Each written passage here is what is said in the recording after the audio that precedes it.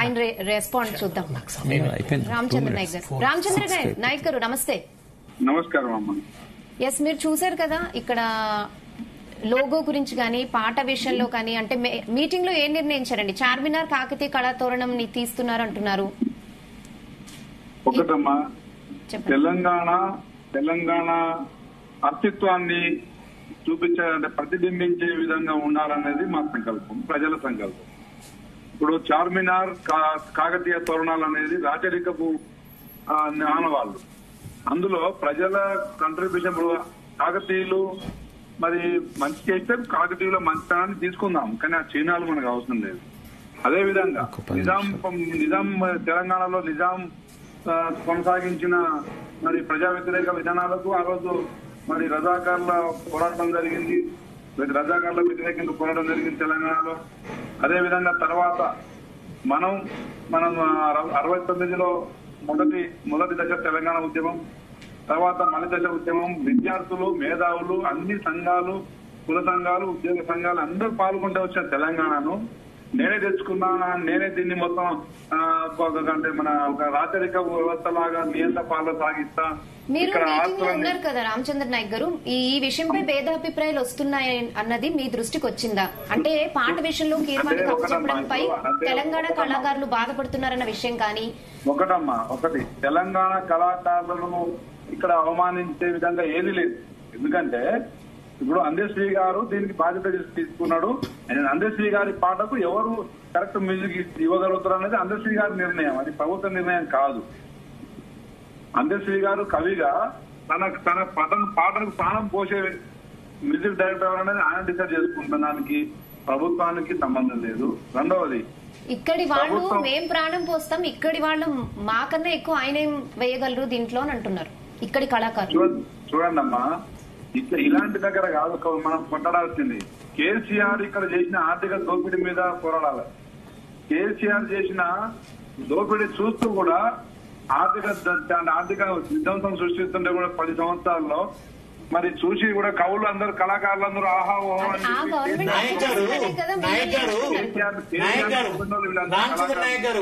Warangal collectorate ముందు Kakatiya తోరణాన్ని Congress party ప్రభుత్వం నిర్మించింది. కులదొస్తారా రాచరిక చిహ్నమని? కాంగ్రెస్ పార్టీ ప్రభుత్వం పెట్టిందండి తోరణం. వరంగల్ జిల్లా వరకు పరిమితం అంటే వరంగల్ జిల్లా వరకు రాచరిక చిహ్నం ఉండొచ్చా? వరంగల్ జిల్లా వరకు రాచరిక చిహ్నం ఉండొచ్చా? ఇప్పుడు జిల్లాకు రాచరిక చిహ్నం ఉండొచ్చా? సూటిగా జవాబు చెప్పండి. జిల్లాకు పెట్టొచ్చు, రాష్ట్రానికి పెట్టొచ్చు. దేశాపతి గారు మీలాంటి మేధావులు ఎంతో మంది డొంక తిరుగుడొద్దు, జిల్లాకు ఉండొచ్చు. అసలు తెలంగాణ కేసీఆర్ గారి భూమికకు ముందు తెలంగాణ కోరుకున్న వి ప్రకాష్ గారు గాని, కాదే ఇన్నయ్య గారు గాని, అందశ్రీ గారు గాని, మీలాంటి వాళ్ళు కాకతీయ తోరణం అనేది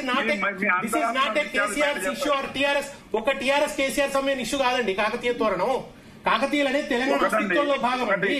రెండోది ఇంకొకటి, చార్మినార్ నిజాం కట్టలేదండి. చార్మినార్ నిజాం కట్టినట్టు మీరు చార్మినార్ కట్టింది కులీ కుతుబ్ షా అండి. ఒక ఆదర్శవంతమైన దినాన్ని ఇవ్వాలి తప్ప చరిత్రలో ఎందుకు ఆదర్శం కాదండి? తెలంగాణ అస్తిత్వాన్ని ప్రతిబింబించే విధంగా సార్, అది ఎందుకు ఆదర్శం కాదు? మరి ఆదర్శం కానప్పుడు కలెక్టరేట్ల ముందట ఎందుకు కట్టారు? సర్వమతాల సామరస్యాన్ని ఏమైనా చూపించిరా దాంట్లో? ఎందుకు రెండు ఉన్నాయండి? చార్మినార్ మన పోరాటాల చిహ్నాన్ని మన తెలంగాణ సార్ బోనాల పండుగ స్టేట్ ఫెస్టివల్ చేశారు సార్. బోనాల పండుగ స్టేట్ ఫెస్టివల్ గా ప్రకటించారు సార్. ఇంకొకటి తోరణంలోనే బోనాలు ఉన్నాయి, మీకు తెలుసో తెలియదు. మీలాంటి వారి మేధావులు ఉంటాయి, అవి బోనాలే. మీలాంటి మేధావులు కూడా కేసీఆర్ లొంగినప్పుడే అతను దోపిడీ చేయగలిగిండు. ఉద్యమంలో భాగంగా కేసీఆర్ తో సంబంధం వచ్చింది. పుట్టిగా రాలేదు. డాక్టర్ సాబ్ నేను ప్రకాష్ ని. నమస్తే, మీరు మంచి డాక్టరు, మీరంటే చాలా గౌరవము. నేను ఒక విజ్ఞప్తి ఏంటంటే, ఈ తెలంగాణ అంటే కళాకారులకు ఈ ప్రాంతం అని, మతం అని, కులం అని ఉండదు. కీరవాణి దేశం గర్వించదగ్గ గొప్ప మ్యూజిక్ డైరెక్టర్, అలా అనుమానం లేదు. కానీ తెలంగాణ కళాకారులకు ఏంటంటే ఉమ్మడి రాష్ట్రంలో మనకు సినిమా రంగానికి కానీ ఇక్కడ కళలకు కానీ ఏ రకమైన గౌరవం దొరకలేదు. అయితే ఇప్పుడు కూడా అవకాశం వచ్చినప్పుడు తెలంగాణ కళాకారులకు అవకాశం ఇవ్వాల్సిందే అని చెప్పి ఒక నిమిషం నన్ను కంప్లీట్ చేయనియండి. వారి మనోభావం ఒక నిమిషం నేను మీకు సజెషన్ ఇస్తున్నా. మీరు రేవంత్ రెడ్డి గారికి ఒక విషయం చెప్పండి. ఏమనంటే ఈ కీరవాణి గారిని వారంతట వారినే గౌరవంగా అది అందశ్రీ ఆయనకు అవకాశం ఇచ్చినా లేదా ఆ అవకాశాన్ని ముఖ్యమంత్రి ఇచ్చినా కూడా వారంతట వారు గౌరవంగా తప్పుకుంటే తెలంగాణ కళాకారుల, నేను రాజకీయ పార్టీల గురించి కేసీఆర్ గురించి మాట్లాడట్లేదు, కళాకారుల మనోభావాలను గౌరవించినట్టు అవుతుంది. ఓ మాట చెప్పండి, ఏమున్నది అలా మీరు ఉన్నారు కదా.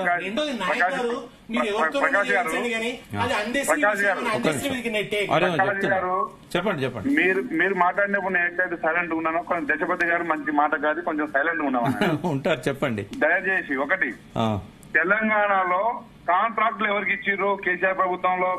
డిస్కషన్ కాదు కదా, అంటే ఆర్థిక దోపిడీ చేసిన ఆందోళన ఉండొచ్చు, ఒక మంచి పాటను అందించే మ్యూజిషియన్ మాత్రం మీకు ఆందోళన ఉండొద్దా?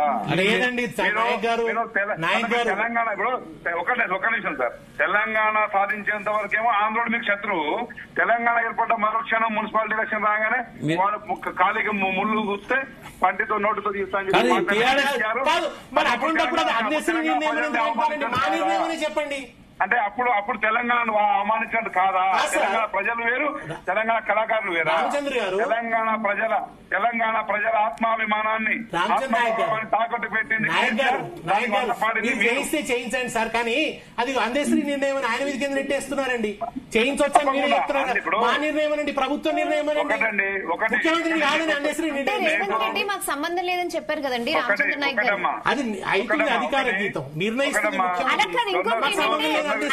రామచంద్ర నాయక్ గారు. మీరు పదే ఏం చెప్తున్నారు, లాస్ట్ గవర్నమెంట్ లో ఇలా జరిగింది అలా జరిగింది ఘోరాలు జరిగాయని చెప్తున్నారు కదా. జరిగాయి కాబట్టే కదా ప్రజలు మిమ్మల్ని ఎన్నుకున్నారు. మరి ప్రజలకి ఇష్టంగా మీరు ఉండాలి కదా. చూడండమ్మా, ఇక్కడ ఏ కవినైనా మీరు అడగండి, దాశరథి రాసిన పాటకు ఆయన ఎవరు మ్యూజిషియన్ కోరుకోవచ్చు, లేదంటే జొన్న విత్తుగా రాసిన పాటకు కరెక్ట్ గా ఎవరు మ్యూజిషియన్ అభిప్రాయం ఉంటది. ఇక్కడ రాష్ట్ర గీతం ఆ పాటకు ప్రాణం పోసే మ్యూజిషియన్ ఎవరు అనేది అది కవికి ఇంట్రెస్ట్ బట్టి ఉంటుంది. ఇప్పుడు రేవంత్ రెడ్డి గారి ప్రచార పాటలన్నీ మా నర్సన్న గద్ద నర్సన్న పాడిండు. మీరు గదే నర్సనతో ఆంధ్ర వాళ్ళు కూడా పాడించుకున్నారు. కళకు మన భాషకు దేశానికి ప్రాంతానికి సంబంధం లేదని కవులే చెప్తారు. మళ్ళీ ఇప్పుడు దశపతి గారు కవి, ఒక మంచి రైటరే, మన ప్రకాష్ గారు మంచి వక్త, మరి రైటరే. వీళ్ళకు కళకు భాషకు ప్రాంతానికి ఎలాంటి సంబంధాలు మీరు ముడిపెట్టొద్దు. అలాంటిది రాజకీయం ఎందుకు చేస్తున్నారు వీళ్ళంతా, టీఆర్ఎస్ పార్టీ నాయకులంతా? వాళ్ళని అడగండి ఫస్ట్, ప్రశ్నించండి. కళా తోరణానికే మీరు ఆపాదిస్తున్నారు, కళలకు ఉండొద్దు అంటున్నారు. అది కళా తోరణం సార్, దానికేమో మీరు రాచరికాన్ని ఆపాదిస్తున్నారు. కళలకు ఏది ఉండొద్దు, మళ్ళీ కులం మతం ప్రాంతం కళా తోరణం కూడా అన్నిటికీ అతీతం. అందులో శిల్పకళ ఉంది సార్, ఇక్కడ గానకళ ఉంది, ఇక్కడ గానకళ ఉంది, అక్కడ శిల్పకళ ఉంది. నేను ఒక్కటే అడుగుతున్నా ప్రకాష్ గారిని దశపతి గారిని ఒక్కటే అడుగుతున్నా, ఇక్కడ ప్రజలు ఎంతో మంది తల్లులు తన కొడుకులను పోగొట్టుకున్నారు. దాని గురించి ఎక్కడ అమర స్తూపంలో దాన్ని ప్రతిబింబించే విధంగా ఏమైనా పెట్టిరండి మీరు? సార్, అమరవీరుల స్తూపాన్ని ఘనంగా గౌరవించారు. దానికోసం అమరజ్యోతిని కూడా ఏం గౌరవించారు?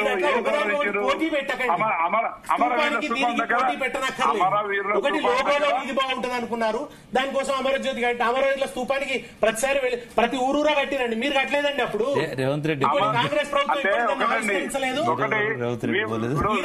ముఖ్యమంత్రి గారు వెళ్ళలేదండి ఇంకా అమరవీరుల స్తూపం దగ్గర. దశపతి గారు నన్ను మాట్లాడినివ్వండి ఒక్క నిమిషం. అమరవీరుల స్తూపం దగ్గర, అదే అమరవీరుల స్తూపం దగ్గర మరి అమరవీరులకు మీరు చేసిన న్యాయాలకు నిధులు నియామకాల నినాదం ప్రజల నినాదం కాదని మీ ముఖ్యమంత్రి గారు అన్నారు. తెలంగాణ జాతిపితగా ప్రొఫెసర్ జయశంకర్ ని మీరు గుర్తించి ఉంటే మీరు గౌరవించినట్టు సార్. డాక్టర్ సాబ్ ఇప్పుడు దీనికి అంత ఉండదు, ఈ వాదనకు అంత ఉండదు. ఇప్పుడు ఇక్కడ సమస్య ఏంటంటే ఈ చిహ్నాలు అనేటి ప్రజల లోపల చిరస్థాయిగా వాళ్ళ గుండెల్లో ముద్రించబడి ఉన్నాయి. ఈ ఎస్టాబ్లిష్ అయిన వాటిని మార్చడం అనేది దానివల్ల మనోభావాలు దెబ్బతింటాయి అనేది తప్ప ఇక్కడ కేసీఆర్ గానీ టీఆర్ఎస్ గానీ ఏది అవన్నీ ఆ వివాదాల్లో పోవద్దు మనం, ఎందుకంటే ఆ వివాదాలు ఇప్పుడు అవసరం లేదు. ప్రకాష్ గారు ఒకటే, ఇక్కడ ప్రజల ఆత్మగౌరవాన్ని తాకట్టు పెట్టిన ప్రభుత్వం గురించి మీరు ఇంత ఒకవేళ తీసుకుంటున్నారు. వారు చేసిన ఎప్పుడైనా నష్టాల గురించి మీరు ఎప్పుడైనా బయటకు వచ్చి మాట్లాడినా? మేధావులు తెలంగాణ ఉద్యమాన్ని కేసీఆర్ ను సెలెక్ట్ చేసిన వ్యక్తులు మీరు, అలాంటి కేసీఆర్ చేస్తున్న విధ్వంసం రోజు మీరు ఎందుకు మాట్లాడలేదు? డిస్కషన్ అది కాదు. రామచంద్ర నాయక్ గారు ఇప్పుడు బల్మూరి వెంకట్ గారు కూడా మాట్లాడారు, ఎమ్మెల్సీ బల్మూరి వెంకట్ మాట్లాడారు. వీళ్ళు చెప్పిన దానికి తప్పకుండా మేము తీసుకెళ్తామని చెప్పారు. కమిటీలో ఉన్నారు కాబట్టి ఒక మాట చేరవేయడం కోసం మాట్లాడతాం. దీన్ని రాజకీయం చేస్తుంది, దీన్ని రాజకీయం చేస్తుంది టీఆర్ఎస్ వాడే కదా. మీరు కళాకారులను ముందు పెట్టండి, మీరు నిజంగా కళాకారులను చర్చలో పెట్టండి. వారికి ఏ విధంగా మనోభావాలు దెబ్బతింటారు వాళ్ళే ఉన్నారు. ఇప్పటి వరకు వాళ్ళే ఉన్నారు. ఇంకొకటి గజపతి గారు ఒక్క నిమిషం, నేను ఒక మాట చెప్పిన తర్వాత మీరు చెప్పండి. చిన్న విషయం చెప్పండి. చార్మినార్ విషయంలో అసెంబ్లీలో కూడా అట్లాంటి రాంగ్ స్టేట్మెంట్ చేశారు. చార్మినార్ నిజాం రాజులు కట్టలేదు రామచంద్ర గారు, కొంచెం అది మీ అవగాహనలో పరిష్కరించుకోండి. అది నిర్మించింది కులీ కుతుబ్ షా కాలంలో, కుతుబ్ షాహీలు నిర్మించారు. హైదరాబాద్ లో ప్లేగు వ్యాధి వస్తే ఆ ప్లేగు వ్యాధి మృతుల యొక్క స్మరణలో దాన్ని నిర్మించారు. అది నిజాం రాజుల కాలం నాటిది కాదు. ఎందుకంటే గతంలో కూడా అసెంబ్లీలో ఒకరిద్దరు ఎమ్మెల్యే మాట్లాడారు, అది నిజాం రాజుది కాదండి. ఆ ఒక్క విషయం ఇంకొక విషయం కుటుంబం కట్టిందా సార్? షాహీ కుటుంబం కట్టిందా? ఉస్మాన్ అలీ మీర్ ఖాన్ అది కట్టిందా? కాదు, అది రాజరిక వ్యవస్థ గుర్తులవి. మన భారతదేశ అధికార ముద్ర ఏమిటి రామచంద్ర? దానిపైన మన భారతదేశ అధికార ముద్ర అయిన 4 సింహాలు ఎక్కడి నుంచి తీసుకున్నారు రామచంద్ర గారు? ఇప్పుడు అశోకుడి సాంచి స్తూపం నుంచి తీసుకున్నాం, రాచరికమే. 4 సింహాలు నెహ్రూ గారు సెలెక్ట్ చేశారు, మహనీయుడు నెహ్రూ, పండిట్ జవహర్లాల్ నెహ్రూ రాచరిక చిహ్నాన్ని సెలెక్ట్ చేశాడు. ఎర్రకోట నుంచి ప్రధానమంత్రి ప్రసంగిస్తాడు, ఎర్రకోట ఏమిటి? రాచరిక చిహ్నం కాదా? ఇప్పుడు ఉద్యమకారుల గురించి ఎక్కడ ప్రస్తావించారు? మీరు ప్రధానమంత్రి ఎర్రకోట నుంచి ప్రసంగించొద్దని తీర్మానం చేయండి అసెంబ్లీలో. అది రాచరిక చిహ్నం అని ఏమిటండి? రాచరిక చిహ్నం అంటారు, 1000 స్తంభాల రాచరిక చిహ్నం అని పక్కన పెడతారా? గజపతి గారు ఒక్క నిమిషం. కేసీఆర్ గారి పోకడలు రాజరిక పోకడలకు దగ్గరలో ఉన్నాయి. మీరు తెలంగాణ తల్లిని బంధించి ఆయన గడిలో పెట్టింది మీరు, ప్రకాష్ గారు, గజపతి గారే.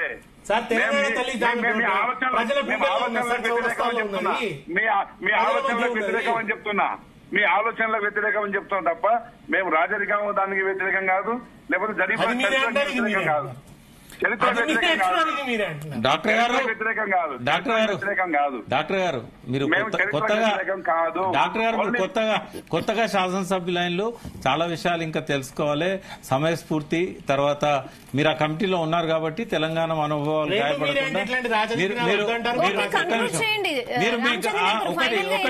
ఒకటి రామచంద్ర నాయక్ గారికి నా మనం ఏంటంటే, ఇది టీఆర్ఎస్ పంచాయతీ కాదు, టీఆర్ఎస్ గురించి చర్చించాల్సిన అవసరం లేదు. కళాకారుల వాడి గురించి రాజకీయాలు చేయొచ్చు, రాజకీయాలు వద్దు సార్. నేను ఇప్పుడు అది అన్నది మనోభావాలను దెబ్బతీసినని మరి మా అన్నది మీరే కదా.